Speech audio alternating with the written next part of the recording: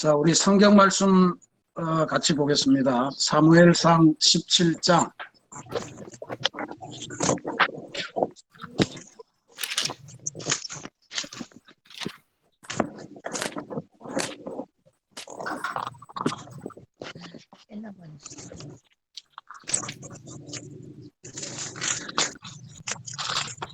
(30절부터) (49절까지) 교독해 보겠습니다. 사무엘상 17장 31절부터 49절까지요. 제가 봉독하겠습니다. 이게 초성입니다. 조정희 목사님 이야기는 또 성경 말씀 다 잊어버릴 것 같아요. 네. 자, 그러면 먼저 조정희 목사님이 지난주 질문지 피드백을 좀 받습니다. 네. 제가 오늘 보내드린 질문지는 17번이었고요. 오늘까지는 18번 질문지 작성하셔서 저에게 사진으로 문자나 카톡으로 꼭 보내주시면 되겠습니다. 그리고 어제 받으신 10권 질문지는 돌아오는 토요일까지 내주시면 됩니다. 17번 네. 18강 질문지가 안 왔었는데. 저도 못 받았는데요. 혹시 다 못 받으신 건 몇 분만 못 받으신 거시죠? 제가 문자를 보내드렸는데 문자를 못 받으셨나요, 혹시? 받았는데 안 왔어요. 17강 질문지, 16강 질문지만 왔어요. 그러면 18강 지금 강의안이랑 질문지 같이 보내드렸었는데 그거를 못 받으신 거세요? 예. 그러면 제가 지금 바로 이거 17번 이것만 하고 다시 한번 여기 올려드리도록 하겠습니다. 그럼 오늘이 18강 아닌가요? 오늘은 19강입니다. 그래요? 그러니까 어제 제가 링크로 공유 보내드린 거는 질문지 그러니까 이게 좀 헷갈리네요. 네, 오늘 19강 차례이시고요. 내셔야 하는 질문지가 18강, 지난주에 나눠드렸던 18번, 오늘까지 내시는 거고요. 오늘 보셔야 하는 강의안은 19강 강의안입니다. 예. 못 받았습니다. 못 받으셨어요? 그럼 제가 이거 17번 질문지 마치고 바로 여기 채팅창 파일 올리는 창 통해서 한 번 더 올려드릴 테니까 못 받으신 분들은 그거 받으셔서 강의 들어주시면 되겠습니다. 네. 네. 제가 그 17번 질문지에서는 문제들을 다 잘 써주셨고 2번만 조금 추가적으로 설명을 드리려고 합니다. 2번이 기업 모델이라는 제도에 대해서 이제 써보는 거였지요. 그 고엘이라는 제도 자체는 그 친족이나 혈연 공동체에서 서로의 생명하고 재산, 가문을 보호하기 위한 제도, 이렇게 크게는 그런 제도이고, 그 안에서 이제 어떤 것이 있냐면, 형제 친족 중에 누군가가 가난하여서 이제 자신들이 기업으로 받은 땅을 팔게 되었을 때에 가까운 친족이 그 땅을 되찾아 돌려주는, 그렇게 해주는 일들이 있고, 또 하나는 아들이 없이 죽게 되었을 때에 가까운 친족이 결혼을 해서 대를 잇게 해주는 제도 그런 게 있고, 또 한 가지는 추가로 종이 되거나 그 가까운 친족이 종이 되거나 할인을 할 때에도 기업 모름 제도가 행해지게 된다라는 거를 알아주시면 되겠습니다. 그래서 써주실 때에 이제 결혼해서 대를 잇는 그거를 하나 써주신 분도 계시고 통체적으로 이러한 제도다라고 설명해 주신 분도 있는데 다 맞는데 이제 고엘이라는 제도가 그 공동체의 생명과 가문, 그 대를 보호하기 위한 제도였고 그 안에서 이제 땅을 되찾아준다라든가 가난하거나 어떤 종이 되었을 때 이런 제도 안에서 친족을 돕고 대를 잇도록 결혼을 하고 이런 일들이 있다라는 거를 총체적으로 기억을 해주시면 되겠습니다. 그 외에는 다 잘 주셨고요. 혹시 질문하실 거 있으신가요? 네, 없으시죠?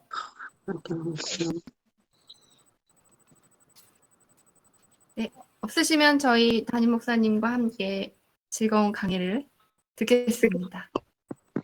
네, 수고하셨습니다. 공도하겠습니다. 사무엘상 17장 1절부터 49절까지입니다. 제가 먼저 봉독할게요. 어떤 사람이 다윗이 한 말을 듣고 그것을 사울에게 전하였으므로 사울이 다윗을 부른지라. 다윗이 사울에게 말하되 그로 말미암아 사람이 걱정하지 말고 주의 종이 가서 저 블레셋 사람과 싸우리라 하니 사울이 다윗에게 이르되 내가 가서 저 블레셋 사람과 싸울 수 없으리니 너는 소년이 어려서부터 용사임이니라. 다윗에게 말하되 주의 종이 아버지의 양을 사자나 곰이 와서 새끼를 들어가면 내가 따라가서 그것을 치고 그 입에서 새끼를 건져내었고 그것이 일어나 나를 해하고자 내가 그 수염을 잡고 그것을 쳐주겠나이다. 주의 종 사자와 공격했으니 하나님의 군대를 할례받지 않은 사람들이 그가 중심에 하나님과 되리이다. 또 다윗이 이르되 여호와 나를 사자의 발톱과 곰의 발톱에서 건져내셨은즉 나를 이 블레 사람의 손에서 건지리라. 다윗에게 이르되 가라 여호와께서 너에게 계시기를 원하노라.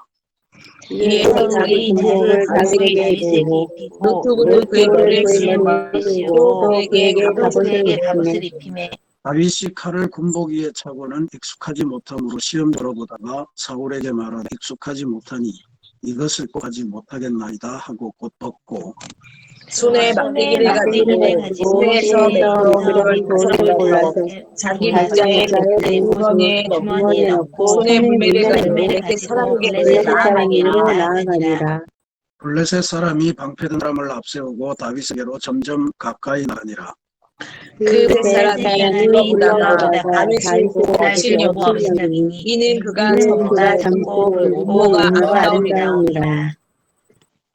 블레셋 사람이 이르되 내가 나를 애로 여기고 막대기를 가지고 내게 나와왔느냐 하고 그의 신들의 이름으로 다윗을 저주하고 그 블레셋 사람이 다윗에게 이르되 내게로 오라 내가 내 살을 중에 새들과 짐승들에게 이르라.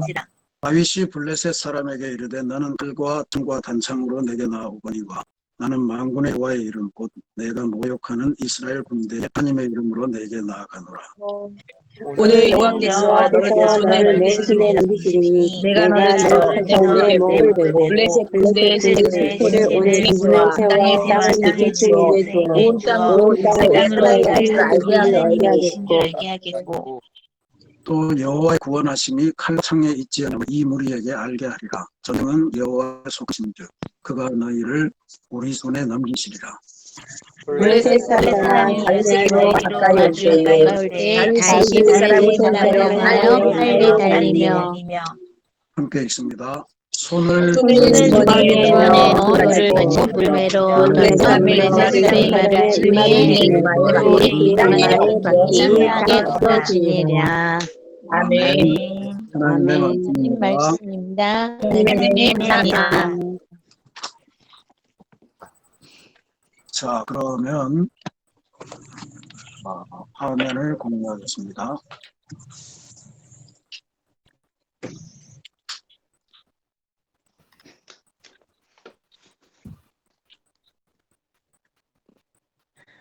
소승민 목사님, 제가 채팅창에 네, 파일을 하나 올려놨는데 그거는 네, 있나요? 있습니다. 다운 받으시면 거죠? 네, 채팅창으로 들어가셔서 누르시면 됩니다. 새로 오신 분들 되는지 좀 확인해 보실래요? 네. 늦게 오신 분. 지금 채팅창을 확인 한번 해주시겠어요? 네, 상관이 없는데 는 잘 하는 드리는 오는 주제.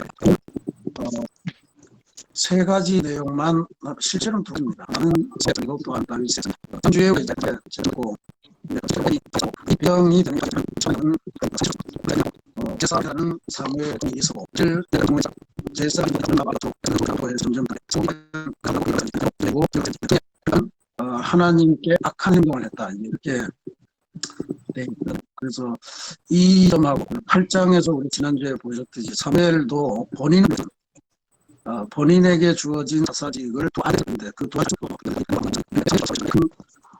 차이는 평가를 받는 그 제가 본인 평가라고 하는 질문을 던졌습니다. 그래서 여러분들이 한번 어떻게 생각하시는지 조금만 이야기를 나누고 시작하도록 하죠. 어떻습니까?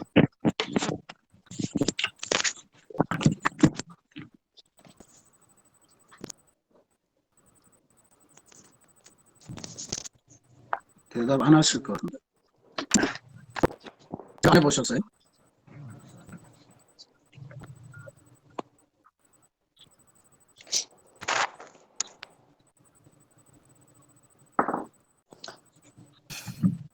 사울이 예배를 안 드린 것도 아니고 예배드리고 나갔는데 물론 시장에 나오는 그 아말렉과 싸울 때 진멸하라고 했는데 좋은 소와 양은 너무 좋아 보여서 하나님께 제물로 쓰려고 라고 했던 거는 뭐 우리가 직접 어겼으면 그렇지 못했는데 집단장의 그 상황 윤리상 해석의 여지가 남는 것 같은데 어떻게들 해석하고 넘어가신지 그건 중요한 문제다 이렇게 해석을 합니다.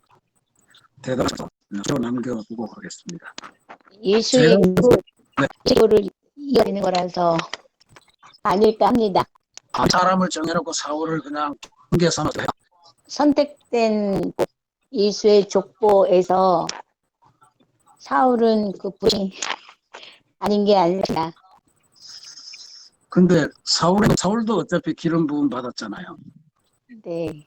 선택을 받았는데 그러면 사울의 행동에 결정적인 문제가 있기 때문에 여호와이 떠났다 이런 이야기죠. 근데 그냥 있으니까 배제되는 과정 이런 정도로 좀 설명은 할 수 있다 수가 약한 것 같아요. 근데 저는 진짜 제사장이 제사를 드리는 거로 이미 정해졌네. 네. 안 나온가 보다. 나와요. 장로님 나와요. 장로님 잘 나와요. 네. 그래도 저 사무엘이 늦게라도 했어야지 될 것으로 생각이 돼요. 왜냐하면 그와 같은 어려움이 있으면 전쟁은 하나님이 하시는 거니까 기다렸어야 하고 생각이 들고요. 특히 아들에게 하는 지금 세습이지만 대를 이어서 계속 하게 돼 있었으니까 그건 문제가 될 건 아닌 것 같아요. 네. 아니 사무엘이 지각한 건. 그러니까 지각한 걸 참지 못했는데 그래도 기다렸어야 된다는 게 맞을 것 같아요. 예. 예. 저도 싸움은 비슷한 하잖아요. 그러니까 사울의 이 전쟁은 자기 전쟁이라고 생각을 했던 것 같아요. 그래서 자기가 생각하기 너무 조급하고 하나님께 속했던 보편적인 당시의 믿음이 그거에 대해서 자기 욕심, 왕의 지위에 대한 자기 어떤 초조심 뭐 이런 것들이 그러니까 지명보다는 상황에 되지 않았을까.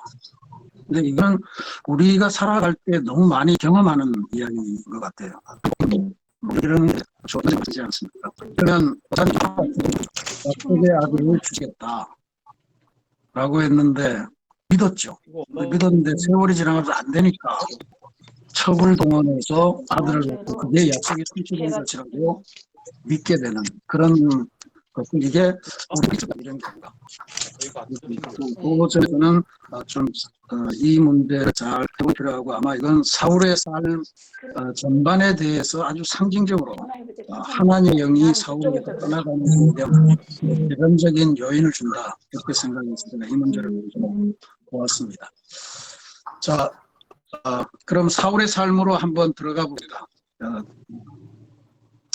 앞부분이 계속 사울에 대한 이야기니까 사울의 삶도 훌륭한 점이 많이 있습니다. 일단 훌륭한 의 역할을 감당했고 왕이었지만 왕의 권위를 별로 내세운 것 같지는 않아요. 세금 징수를 특별히 한 것도 없고 또 왕궁을 건설하지 않잖아요. 후궁도 두지 않습니다. 그런 이야기를 안 해요. 그냥 오로지 왕으로서 이 백성을 내가 지키고 뭐 물론 이제 자기 왕의 권위를 세우기 위해서 기념비도 성전비도 자기 이름으로 세우고 뭐 이런 나쁜 짓도 하지만 기본적으로 그런 가나안 이방의 왕들이 갖고 있는 권력력 이런 것들이 별로 안 보인다 이제 이런 거를 봐서 또 하나님도 처음에 사울을 워낙 좋게 봐서 기름 부었고 그런 혼란 점들이 있었다 하는 걸 제가 여기다 먼저 썼고 근데 이제 그 결정적으로는 버림받은 삶의 역사가 계속되는 거죠. 버림받은 그 하나님의 영이 떠난 그 삶에서 사울의 초조한 인생, 이걸 가장 극명하게 보여주는 게 계속해서 다윗을 죽이려는 시도로 나타난다 이렇게 볼 수 있을 것 같아요. 그 의외로 많이 나와요. 다윗을 죽이려고 하는 시도가. 이거를 보면 하나님의 선택이 자기 자신을 떠나서 다윗이 하나님의 선택을 받았다라고 하는 것에 대해서 별로 마음 깊은 곳에서 인정할 수 없는 그런 저항하고 싶은 이런 내면을 사울이 가졌던 것이다. 저는 이제 그렇게 보고 싶습니다. 근데 교체라고 하는 것은 하나님의 뜻이잖아요. 그리고 한 번 선택됐다고 영원히 되는 것, 그것은 실제로는 불가능하니까 언제든지 사람은 한 시대가 가고 또 다른 시대가 오고 한 사람이 가는 또 다른 사람이 오고 하는 교체라고 하는 건 하나님의 뜻인데 그 사울이 그 하나님의 뜻에 순한 마음이 흐려진 것, 이게 아마 버림 받는 그러한 인생의 아주 중요한 문제였다. 이렇게 봅니다. 그 왕에 대한 개념의 변화도 그 다윗에게는 나중에 제대로 확립이 되는데 사울은 성경을 보면 계속 그 주변 열방들처럼 나도 왕이 되겠다 이런 표현을 씁니다. 그 이제 주변 가나안 족속의 왕들하고 이스라엘의 왕하고 이 개념을 여러 번 보았습니다만 그 왕들은 왕이라고 하는 것은 거의 신격화됩니다. 그래서 왕이 되는 순간에 신으로 등극하는 이런 모양새를 많이 갖추고 그래서 이제 피라미드도 만들고 뭐 이렇게 거의 왕 같은 아니 신 같은 그러한 존재로 이제 변하는 그런 거를 모습을 많이 보이죠. 근데 이제 이스라엘의 왕은 보시다시피 하나님이 왕이라는 것에 반대했지만 왕을 세울 때는 그래도 대장은 나고 왕은 하나님의 종이다라고 하는 이 사상이 끊임없이 나타나고 그 성경에도 보면 특히 열왕기 사무엘상도 그렇지만 사무엘상하도 열왕기도 보면 계속해서 왕의 실수, 실정 뭐 이런 것들을 그냥 가감없이 막 기록하잖아요. 이게 아마 가나안 왕국의 사가들이나 사관이면 가능하지 않을 것 같아요. 실수는 다 없애겠죠. 왕조실록에. 근데 성경은 이스라엘 왕은 하나님의 종이니까 실수도 그런 게 성경이 가지고 있는 장점이고 하나님 신앙의 위대함이다. 좀 그렇게 봐서 이 왕에 대한 개념의 변화 이게 사회에서는 굉장히 컸다. 그러니까 전통적으로 하나님께서 갖고 계신 왕에 대한 입장들을 가나안 족 이방인의 왕의 개념으로 전환하고 있고 하나님의 뜻에 점점 이제 자기의 뜻을 세우면서 불순하는 그런 마음들이 많이 생겼다 하는 것이 문제고 이 다윗과의 관계에서 아까 심순혁 집사님이 이미 이세의 집안으로 선택된 것을 말씀하셨는데 실제로 이제 그런 뭐 하나님의 영이 사울에게서 떠나고 다윗이라고 하는 새로운 인물의 기름 부음이 이루어졌다라고 하는 것은 좀 억울한 일이죠. 아직도 왕은 난데. 근데 이것은 모세의 경우하고 굉장히 대별되는 그런 상황이다. 저는 이렇게 볼 것 같아요. 왜냐하면 모세가 다스리고 여호수아가 선정될 때 신명기가 뭐라고 그러냐면 모세가 120이 되었지만 아직도 눈이 흐리지 않았고 정정하다고 그랬거든요. 그러니까 그런 속에서 왜 하나님 저는 저기를 못 들합니까? 했을 때 뭐 이런저런 뭐 말씀을 하셨지만 모세가 즉각 순종하잖아요. 즉각 순종하고 하나님의 교체가 내렸으면 순종하고 자신이 해야 될 것은 후계자를 안수하고 안정된 지도자로 세우려고 하는 것 그런 것들 하는데 이게 모세와 그러니까 하나님을 왕으로 모시던 세대하고 인간이 신이 되려고 하는 그 세대 사이의 차이점이다. 이게 사울에게 나타나는 극적인 전환점이다. 이렇게 봅니다. 아마 왕이라고 하는 게 아무리 하나님의 왕이라고 그러면 이런 교만들이 생겨날 수 있을 것 같아요. 왜 나입니까? 이런 일단 왕에 대한 것이 그렇고요. 그 다음에는 이제 그러니까 또 다른 하나님의 선택에 대해서 그것을 인정하지 못하고 계속해서 그걸 죽여 없애면서 지위를 유지하려고 하는 이 시도가 사무엘상 16장 마지막 장까지 끊임없이 이게 이루어진다라고 하는 것. 이게 사울의 삶에서 가장 중요한 이야기 같습니다. 그냥 제가 여기 다윗을 암살하는 부분을 쭉 한번 정리를 해봤는데요.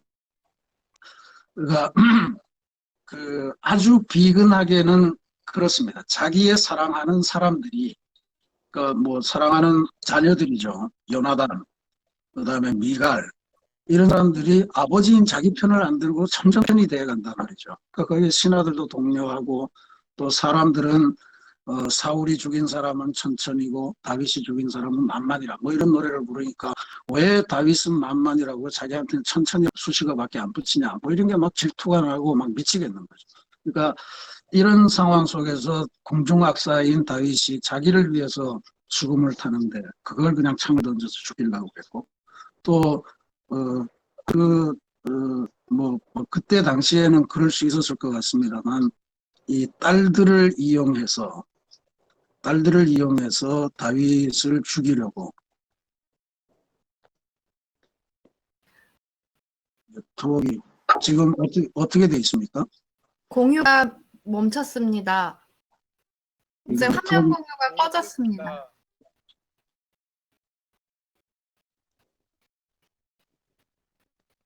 됐겠죠? 아직 안 됐습니다. 됐습니다. 네, 됐습니다. 그래서 이제 첫 딸 메랍을 너한테 줄 테니 어느 쪽에서 싸우고 와라. 이기면 준다. 그랬다가 곧바로 이제 다른 사람한테 시집 보내버리고 이런 경우도 있었고요. 물론 다윗도 그런 상황을 아니까 사울의 살인은 안 되겠다. 뭐 이렇게 버틴기고 같은 것 같아요. 그다음에 미갈이 이제 다윗을 좋아했으니까 미갈을 이용해서 다윗을 죽이자. 뭐 이렇게 돼서 블레셋에 가서 유다 군인들의 양피, 그러니까 포경 수술을 한 그 흔적 200개를 가져오면 애를 주겠다. 그래서 다윗이 처음에 안 하겠다고 그랬다가 그래서 결국 그건 성취해서 미갈을 아내로 맞이하게 되죠. 그런 일들. 그 다음에 직접 전령들을 보내서 다윗의 집으로 전령들 보내고 라마로 피신해 있을 때 데 가서 또 보내서 이제 그 다윗을 죽이려고 했는데 라마 나요스에서는 예언자를 춤추고 막 그러니까 보낸 사람들도 같이 신명에 맞춰서 춤추고 사울 자신도 가서 춤추고 뭐 이러면서 모든 게 다 실패하죠. 또 자신이 직접 군사를 데리고 추격해서 노비나 그일라나 마온 광야나 엔게디 광야나 식 광야 이런 곳을 가서 직접 죽이려고 했는데 이게 얼마나 많습니까 이게. 아마 다윗이 생각하기도 다윗이 시편을 그렇게 많이 지은 것도 이해가 됩니다. 도무지 마음 놓고 잠을 잘 수 있는 날이 없었을 것 같아요. 그리고 어디 블레셋이나 이런 데 도망을 가봤지만 거기 가도 또 골리앗을 죽인 원수라고 그 사람들도 이상하게 보고 다윗이 이쁘게 그림. 예. 이제 그런 상황이 있었던 것. 이게 이제 버림받은 삶으로서 사울이 살아가는 방식이었다. 하나님의 교체에 적응하지 못하고, 자기가 그 교체에 저항하면서 자기의 선택을 계속 유지하려고 했던 이런 것이 좀 안타까운 그런 점이 있습니다. 그 다음에 사울의 최후는 다릅니다. 블레셋과의 최후 결전에서 두려움에 사로잡히죠. 하나님을 찾아봤는데 이미 하나님의 영이 떠났기 때문에 재미난 구절이 나옵니다. 28장 6절에 보면 여기 새 번역으로 한번 써봤는데 개역으로도 한번 보시기 바랍니다. 사울이 주님께 물었으나 주님께서는 그에게 꿈으로도 우림으로도 예언자로도 대답하여 주지 않으셨다. 이건 하나님의 계시가 내리는 당시로서는 세 가지 중요한 틀이라는 거죠. 꿈. 다윗의 꿈으로 나타나지 않으셨고 우림과 둠밈 기억하시죠? 제사장을 통한 신탁. 이것도 지금 안 되는 거예요. 사무엘이 없잖아요. 그 다음에 예언자로도 대답하여 주지 않으셨다. 사람을 보내서 이 말을 그러니까 하나님의 영이 떠난 사울이 주님과 연결할 수 있는 아무 길도 없다라고 하는 거가 사울이 아주 미칠 지경이었을 거고, 그러니까 결국 이 불안감을 견디지 못하고 신접한 여인에게 의존하는 걸로 방향을 틀죠. 근데 신접한 여인에게 가서 정말 불쌍합니다. 그 일국의 왕이 무당한테 가서 야, 내가 죽게 생겼으니까 제발 사무엘을 좀 불러달라 초원하는 거죠. 여기 세번역으로 28장 11절을 보면 개정개혁보다는 훨씬 더 우리에게 쉽게 이해되도록 그렇게 번역을 해놨습니다. 그 여인이 물었다. 내가 당신에게 누구를 불러 올릴까요? 사울이 대답하였다. 나에게 사무엘을 불러 올리시오. 오늘날 무당들이 하는 것하고 똑같은 일이죠. 결국 사무엘을 이제 이 여인이 가서 만나고 옵니다. 만나고 왔는데 어떤 노인이 막 백발한 노인이 나오더라. 그 뭐라고 그러더냐? 그때 당신이 죽는 됩니다. 이 이야기를 합니다. 그러니까 이게 이제 사울의 최후였고 실제로 죽는 과정도 뭐 여기 의 마지막 장면이 마지막 문제가 이거 맞습니까? 사울의 마지막 죽음 과정. 그러니까 전 길보아 산에서 죽을 때 그 과정도 부하한테 나 수치당하기 싫으니까 나를 죽여달라. 근데 그 부하가 두려워 떨면서 못 죽이잖아요. 그러니까 그 칼을 뺏어서 자기가 자기를 직접 찔러 죽이고 부하는 그 칼 위에 또 엎어져서 죽고 또 요나단 뭐 듣고 아주 비참한 과거를 맞는 거죠. 이게 사울의 최후라고 하는 게 비단 그 산에서의 전장만 이야기하는 것이 아니고 이 사울이 마지막으로 하나님에게 의존해 보려고 하나 모든 길이 다 차단돼 버리니까 그리고 신접한 여인에게 의존하는 이런 과정이 하나님의 영이 떠난 사람이 맞는 아주 끔찍한 최후다. 이런 점에서 이거 사울의 이야기는 오늘날 우리들의 평신도가 되면서 사회적인 지위를 얻거나 이럴 때 굉장히 유심히 봐야 될 그런 케이스다. 저는 이렇게 봅니다. 참고로 유다의 마지막 왕인 시드의 운명도 좀 유사했습니다. 물론 예루살렘이 이제 포위되면서 구원의 희망도 없어지니까 그동안은 이제 예레미야 선지자가 이대로 가면 망합니다. 그리고 70년 포로 생활 아주 혹독하게 거쳐야 됩니다. 그러니까 막 그 소리가 듣기 싫어서 궁중 우물에다가 막 잡아 가두고 유폐시키고 이랬단 말이죠. 근데 마지막에 이런 상황이 실제로 일어나니까 자신에게 예루살렘의 몰락을 선포해를 찾아가서 사울이 신접한 여인에게 물었던 동일한 질문을 하고 동일한 대답을 얻는 거 당신이 죽습니다. 그래서 이 권력에 오르지만 하나님과 관계가 끊어지면 이라고 하는 질문을 우리 그리스도인들이 꼭 안고 살아가야 됩니다. 이 그림은 미국 워싱턴의 유명한 스미소니언 박물관에 보관이 돼야 되는데 미국에 갈 일이 없네요 이제. 어쨌든 죽은 사무엘을 불러내는 사울의 모습입니다. 성경하고는 좀 다르죠. 성경에는 이게 신접한 여인입니까? 네. 흰 머리가 신접한 여인, 여기 흰 옷 입은 게 죽은 사무엘이겠고요. 사울은 이 밑에서 지금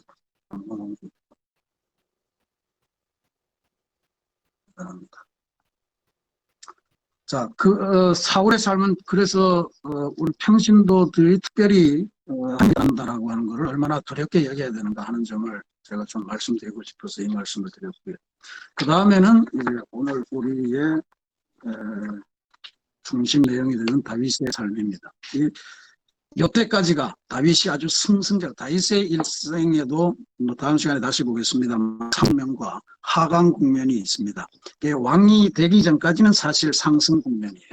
하나님에게 늘 의존하고 하나님이 택하셔야 되고 하나님이 알려주신 대로 하나님 주신 무기여야 되고 뭐 이런 신앙이 아주 있어요. 전쟁은 하나님 거니까 하나님이 알아서 하실 거다 이런 게 있는 거죠.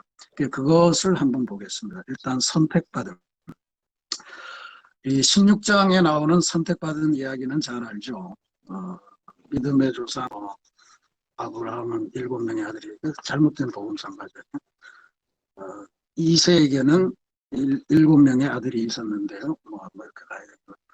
근데 어쨌든 이세의 막내 아들이 이 하나님의 택함을 받기에는 적합치 않다. 이렇게 분명하게 봤던 것 같아요. 그때 아버지가 결정하면 자식들의 운명은 다 결정되는 시기였으니까 제가 이렇게 표현해도 될 것 같아요. 세상이 무시한 존재다. 그러니까 이거 표현하시고 시편 기자가 표현한 대로 하면 건축자가 버린 돌이다. 이제 이런 건데 하나님은 중심을 보신다고 했고 바로 세상이 무시했고 건축자가 버렸지만 하나님 보시기에 괜찮으면 그렇 쓰신다라고 하는 것을 다윗의 선택 과정에서 볼 수가 있습니다. 이세의 이야기죠. 이거 옛날에 한번 쓰기도 했던 것 같아요. 막내가 남아있기는 합니다만 지금 양떼를 치러 나가고 없습니다. 이 말이 뭐냐면 볼 필요가 없는 아이입니다. 보실 필요가 없습니다. 걔는 아초에 부르지도 않았습니다. 근데 하나님이 뭐라 그럽니까? 바로 이 사람이다. 어서 그에게 기름을 부어라. 이게 사람의 판단과 차이고 하나님이 택하신 존재가 결국은 승리하게 돼 있다 하는 것을 보여주죠. 우리 초등학교 때 많이 보았던 그림입니다. 그 다음에 이제 골리앗과의 싸움이 다윗이 승승장구하면서 사울과의 사이에서 균열이 일어나는 건데요. 골리앗과의 싸움은 다 잘 아실 겁니다. 골리앗의 신장이 어떻게 되는지 아십니까? 6규빗 한 뼘 이렇게 돼 있죠. 그 규빗이라고 하는 게 45cm 정도 되거든요. 그러니까 성인 남자의 팔꿈치에서부터 손가락 끝까지. 그러니까 이게 뭐 글쎄요 옛날 사람들이 좀 작았을래나 모르겠는데 한 현대 기준으로 한 45cm 혹은 40cm, 50cm 뭐 이렇게도 이야기를 합니다만 그렇게 따지면 270에서 290, 1000m에 가까운 그런 큰 사람입니다. 근데 이 사람이 무장을 했다 이거죠. 중무장했습니다. 뭘로 했냐면 청동기 문명이에요. 놋 각반에서부터 놋 뭐 전부 다 놋이 전부 다 놋으로 다 했습니다. 청동기 문명이 당시 세계 최고의 문명이었고 골리앗은 그 문명으로 그것으로 군사력을 삼은 그러니까 시대의 가장 핫한 그러한 어떤 그 문명의 최첨단 요즘으로 말하면 그 정도 되는 거죠. 그렇고 소년 다윗의 무장을 보십시오. 소년 다윗의 무장은 그가 양을 칠 때 가졌던 그 복장 그리고 그 무기 그 다음에 물맷돌 이렇게 들고 나가죠. 중간에 소년 다윗도 무장을 해야 되지 않냐 했던 게 오늘 이제 나오는 우리가 봉독한 내용의 이야기죠. 사울이 자기의 군장을 다 빌려주려고 했습니다. 입어보고 서너 발걸음 옮겨보니까 이건 아니다 이렇게 된 거죠. 소년 다윗의 신앙 고백이 그래서 내가 고음을 만나고 사자를 만났을 때 하나님이 나를 지켜주신 적이 있다. 그때 그것으로 저 사람을 상대하면 내가 이길 것이다. 이렇게 이야기를 합니다. 그래서 이것은 제가 이제 이렇게 써봐서 가데스 바네아에서의 정탐 사건이 재현되는 거다. 이게 이제 신이 계속 흘러오는 것이 다윗에게서 사울과 데비드에게 나타나는 거다. 이렇게 볼 수 있습니다. 다 떨고 있어요. 사울도 떨고 있어요. 왕이. 그래서 누구를 보낼까 막 고민하고 막 벌벌 떨고 있는 그 중에 소년 다윗이 나타납니다. 12명을 가나안 땅에 보냈는데 2명 여호수아와 저거는 하나님께서 우리에게 주신 밥입니다. 나머지 10명은 두려워서 떨었습니다. 너무너무 큰 안악 자손이고 우리가 그 앞에 서니까 우리는 메뚜기 같았습니다. 이랬단 말이죠. 그래서 포기합시다. 이랬던 건데 요엘렙은 하나님이 지켜주십니다. 저 사람들은 우리의 밥입니다. 이러고 이제 가자고 그랬는데 완전히 소년 다윗과 여호수아 갈렙은 판박이로 다시금 보여주는 이런 것이고 이스라엘 백성이 약속의 땅의 바로 관문 앞에서 가데스 바네아의 정탐 사건이 있었던 것인데 역시 하나님의 왕국, 사람이 만드는 이 왕국을 만드는 그 역사의 전환점에서 소년 다윗의 신앙 고백으로 다시 나간다. 그러니까 약속의 땅의 비전이 소년 다윗을 통해 이루어지고 있는 그런 관통의 장면을 우리가 보게 됩니다. 그러니까 다윗에게는요, 골리앗이 큰 거하고 싸우는 거하고는 전혀 상관없는 거다. 골리앗은 크면 클수록 좋다. 왜냐하면 어떻게 던져도 골리앗한테는 다 맞을 거 아니냐. 그냥 큰 관역에 불과한 거니까 마음껏 던지자 이렇게 됐던 것 같아요. 이거 아주 좋지 않습니까? 오늘 오전에 시험 이야기했습니다만 근심이 크다. 뭐든 던지면 그 근심은 하나님의 손에 맞아서 깨지게 돼요. 아주 작은 세밀한 근심 오히려 더 큰 문제가 일 수 있죠. 예전에 이디오피아 출신의 아베베 비킬라라고 하는 유명한 마라토너가 있었어요. 동경 올림픽에서 또 로마 올림픽에서 마라톤 2연패를 했던 사람입니다. 그 사람이 그때 다 49.125 킬로미터라는 기자가 그렇게 뛰는 동안에 뭐가 제일 힘들었습니까? 뭐 외로움입니까? 뭡니까? 뭐 이랬더니 비킬라가 하는 말이 뭐냐면 제 신발 속에 아주 작은 모래 알갱이가 하나 들어왔는데 그것 때문에 49.125km 내내 괴로웠다. 그러니까 큰 골리앗은 문제가 안 되는데 오히려 보이지 않는 작은 상처, 작은 금질 이런 게 오히려 우리들을 더 괴롭히다. 그러니까 골리앗을 두려워하면 안 된다. 우리 자식들도 골리앗처럼 만들면 됩니다. 그러니까 소년 다윗을 어떻게 만드느냐 이게 이제 중요하죠. 그 다윗이 갖고 나갔던 뭐 주옥 같은 신앙백이 많고 곰의 발톱에도 사자의 발톱에서 그것도 좋지만 이 17장 47절은 전체 이스라엘이 강대한 이방 족속과 싸우면서 만들어낸 신학이고 고백입니다. 이 전쟁 신학이라고 볼 수 있죠. 여호와의 구원하심이 칼과 창에 있지 아니함을 이 무리에게 알게 하신 것이라. 전쟁은 여호와께 속한 것인즉 우리 손에 넘기시리라. 하나님이 원하시는 대로 되게 돼 있다 이런 이야기입니다. 이거 제일 중요한 게 뭐예요? 하나님 우리가 아무것도 안 하는데 해주시는 게 아니고 하나님에게 순종하는 사람을 위해서 하나님은 싸우신다 이런 이야기죠. 그래서 다윗은 왕이 되는 거예요. 그러니까 오늘날 사울의 삶과 다르게 여호와의 구원하심이 칼과 창에 있지 아니하고 하나님의 영이 있는 그곳에 하나님의 승리가 있고 사울은 멀리 떠나버리고 뭐 이런 차이점들이 다윗과 사울 사이의 큰 차이점입니다. 사울의 삶이 하나님의 교체를 거부하기 위해서 하나님이 선택하신 다윗을 끊임없이 죽여버리려고 시도했던 반면에 다윗은 그 죽이려고 하는 사울을 끊임없이 또 살려주는 이런 아주 계속 느끼죠. 다시 한번 제가 그 장별로 어떤 일이 있었는가를 여기다 요약을 해드렸습니다.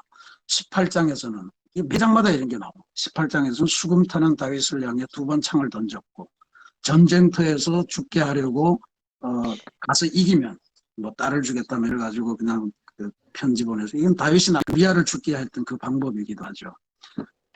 그래서 이제 그 사위를 약속하면서 딸들을 이용해서 죽이려고 그랬고 그다음에 다윗이 숨어있는 곳이라고 생각되는 곳에는 모든 곳에 다 다윗의 집으로 보내서 죽이려고 보냈고 또 라마나이옷으로 피신하면 거기가 또 보내왔는데 모두가 신들려서 같이 춤추면서 다윗의 편으로 막 그런 장면이 연출이 되죠. 21장에 보면 노브로 또 보내서 그때 거기서 아히멜렉이라고 하는 엘리의 손자가 되는 제사장을 만납니다. 다윗이. 근데 보니까 다윗이 도망을 왔거든. 도망을 왔는데 보니까 배도 없고 손에는 무기도 든 것도 없고 그러니까 아히멜렉이 귀한 선물을 주죠. 다윗이 골리앗을 죽이고 났을 때 그 골리앗의 목을 뱉던 골리앗의 칼 아마 굉장히 무거웠을 것 같아요. 그거를 주면서 떡 한 동이를 같이 줍니다. 그러니까 이건 일종의 그 하나님의 선택에 대한 아히멜렉의 어떤 선지적인 그런 예언이라고. 이 일 때문에 아히멜렉은 죽임을 당하죠. 근데 그 제가 중국 그 무협지 의천도령기라고 있는데요. 그거 보면 의천검, 도령검 이걸 딱 장로사님 천하를 제패하게 되어 있다고 하는데 제가 이걸 보면서 야 이게 의천도령검인가 보다 이렇게 생각을 했어요. 그러니까 사울이 다른 거는 다 괜찮은데 너 왜 그 칼을 다윗한테 줬냐? 그러니까 막 미치겠어서 그 아히멜렉 집안 일가를 다 죽여버릴 거잖아요. 근데 다행히도 그 아들 중에 하나 아비아달이라는 친구가 몰래 도망을 가서 나중에 다윗을 다시 섬기는 제사장입니다. 그러니까 엘리 집안이 옴니와 브니아스가 타락하면서 망한 것 같지만 그래도 하나의 명맥을 유지해서 다윗 왕족까지 섬기게 하는 그런 집안으로 만드신 것도 우리가 기억해 볼 수 있겠네요.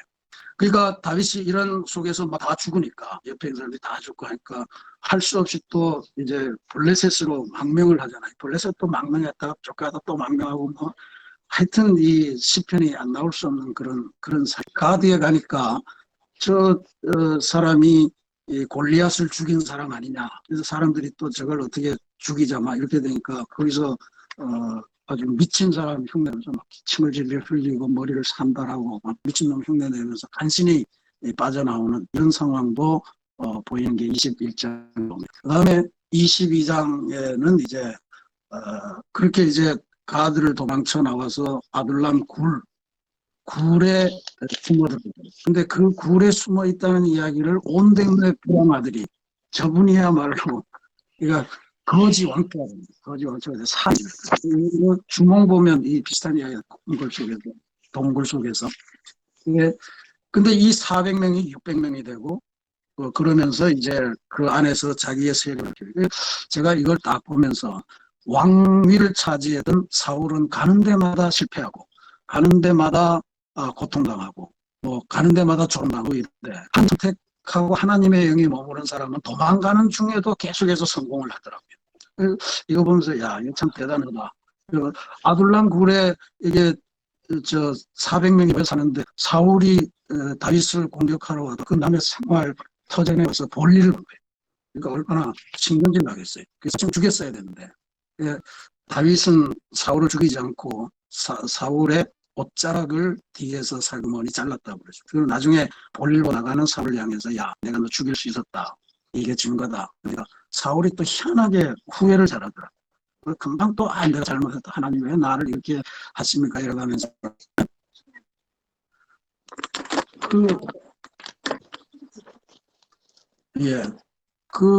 그런 장면들이 이제 나오죠. 이게 보면 24장에 나오네. 그렇게 살고 있는데 엔게디 동굴 안에서 이제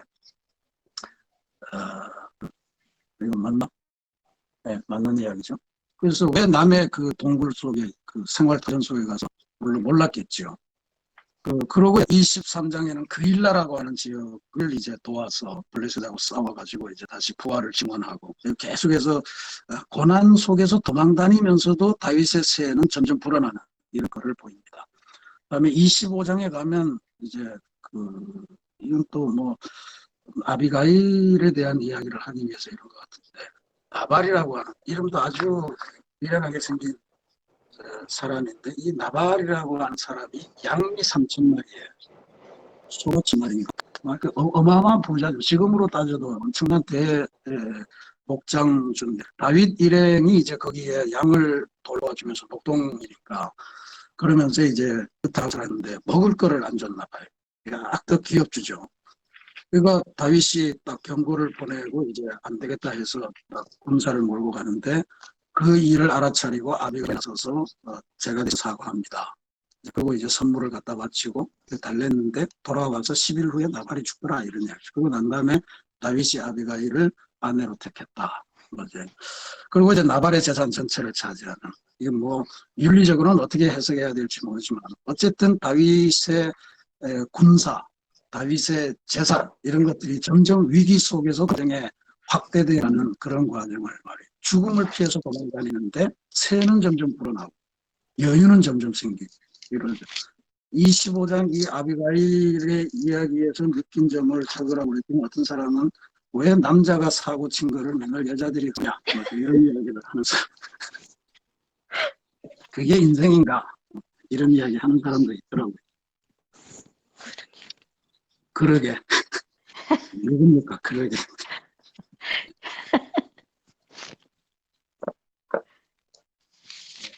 그리고 다시 자바에서 다윗과 사울이 만납니다. 이번에는 사람을 데리고 왔는데 그 앞에 딱 있으니까 아비세라고 하는 아비세라고 하는 참모가 절호의 기회다 죽이자. 그러니까 다윗이 거절합니다. 거절하면서 이런 일을 해요. 세 번역으로 제가 읽어볼게요. 주님께서 견고 세우신 일을 내가 쳐서 죽이는 일은 주님께서 금하시는 일이다. 그러므로 이제 우리는 그의 곁에 있는 창과 물병만 가지고 가자. 하나님께서 심판하십니다. 이런 이야기일 겁니다. 근데 그런다고 이게 인간의 모든 잘못을 다 덮고 가라 이런 이야기는 아니겠죠. 그러나 목숨을 제거하는 것, 그것은 내가 할 일이 아니다. 이런 다윗의 후회를 해요. 그렇죠? 계속 후회하면 그 다음에는 안 하면 되는데 후회하고 또 똑같은 일을 하고 똑같은 일을 하고, 이게 하나님의 영이 떠나니까 살이 분별력이 없어져. 또 방금 어떤 미끼를 꽂고 방금 빠졌던 구덩이에 또 빠지고 하나님의 영이 떠나면 진짜 비참한 된 거예요. 그러고 이제 이 명에 가서는 뭐 얘기가 많죠. 블레셋 저기 다윗이 어디서 지금 이스라엘하고 싸우고 네가 가서 이스라엘 싸워라. 그래서 다윗이 지금 난처하잖아요. 난처해서 가서 싸우지도 못하고 근데 사람들이 다윗을 의심하면 저는 이렇게 혹시 봐준다. 근데 그 와중에 돌아와 봤더니 자기의 부인들하고 뭐를 다 이제 또 잡아가는 일이 있어서 그래서 그 다윗이 또 가서 그놈들을 다 치고 부인들을 데리고 오면서 또 세력을 확장하는 그런 과정이 있었습니다. 그래서 이게 이제 초창기에 다윗이 믿음으로 인생을 형성해가는 그런 과정인데 주요한 동기는 사울의 죽음을 피해서 다니되 신앙의 원칙을 지키는 그런 다윗의 삶을 사울을 죽이지 않는 충분히 죽일 수 있는 기회가 있었음에도 죽이지 않는 다윗의 마음 이게 그의 신앙의 핵심이다 이렇게 볼 수가 있습니다. 지금 보셨던 대로 24장에 아둘람 동굴에서 옷자락만 벤 것 26장에서 기부아에서 창과 물병만 잡은 다시 요나단에게 그런 하소연을 하잖아요. 나를 이렇게 못 죽여서 안달이냐. 이 이유는 내가 뭐 맨날 다윗 사울에서 일하고 나를 위해서 열심히 싸워주고 하는데 왜 나를 죽이려고 그래. 이 차위인데 어떻게 장기를 죽여볼까. 그러니까 답답하고 그러니까 이게 복수심으로 갈 수가 없는 다윗의 어떤 온 성정을 말해주기도 하는 것 같습니다. 그러니까 사울을 죽일 수 있는 충분한 기회가 주어지고 군사력도 없지 않은데 죽이지 않는 걸 보면서 다시 그런 고백을 하죠. 주님께서 사울을 치시든지 죽을 날이 되어서 죽든지 또는 전쟁에 나갔다가 죽든지 할 것이다.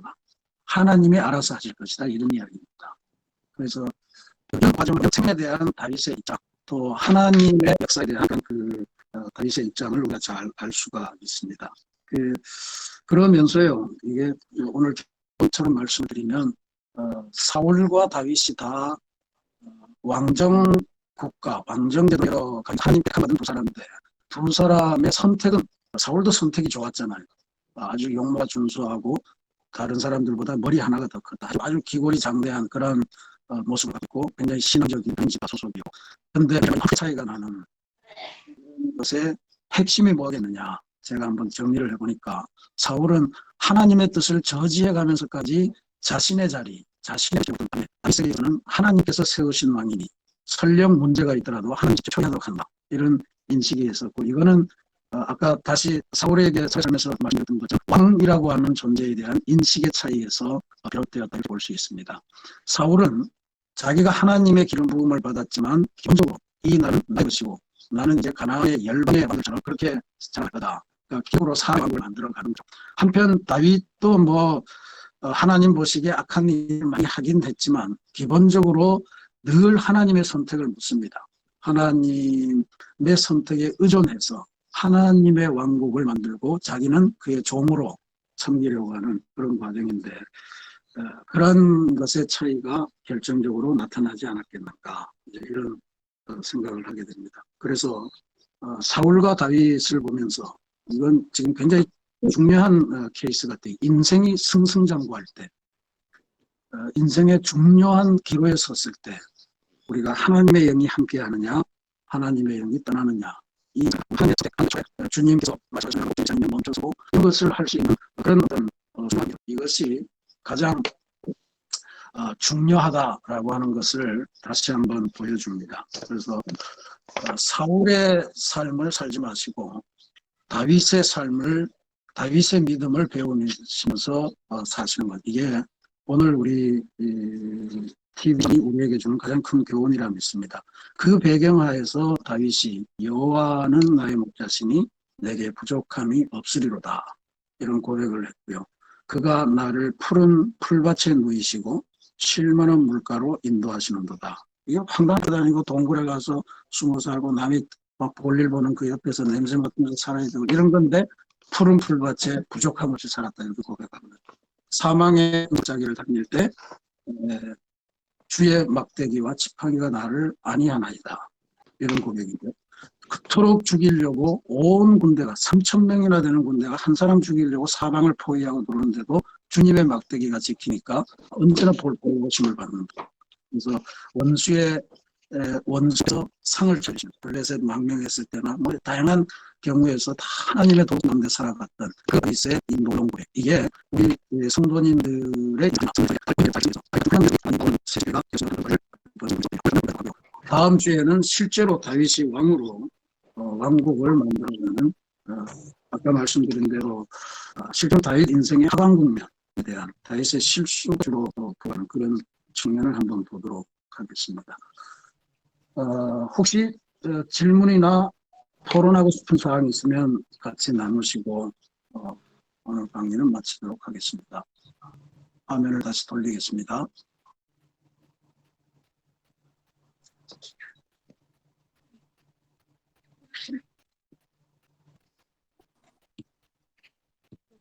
그러면 네. 혹시 질문 같은 거 있으실까요? 유광수 전원님 손 드셨는데. 잘못 누르신 것 같습니다. 근데 성경은 확실히 구약 성경이 재밌지 않습니까? 네, 이야기가 다 재밌어요. 이게 3,000년 전의 이야기가 재밌어요.